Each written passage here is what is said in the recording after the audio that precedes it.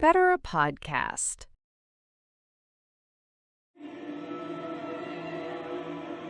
Bienvenue dans ce nouvel épisode de Better a Podcast. L'impulsivité de Trump nous a été vendue comme le moteur d'un nouvel âge d'or sur la Lune. L'ego d'un magnat qui veut clouer le drapeau avant tout le monde par simple fierté nationale. Mais la réalité est beaucoup plus sombre. La ruée de la NASA n'a rien à voir avec la gloire ou la curiosité scientifique.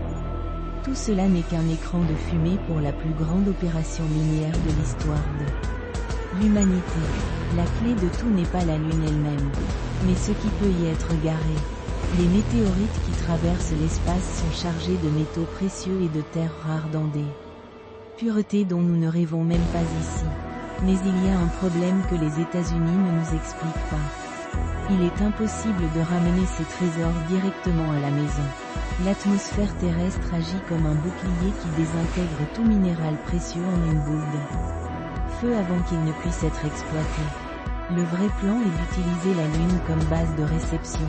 Sans atmosphère pour les arrêter.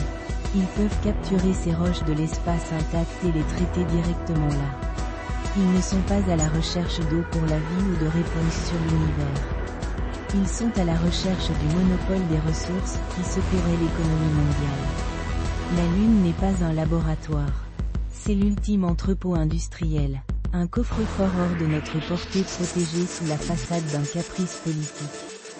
Ils nous font regarder les étoiles alors qu'ils vident le ciel.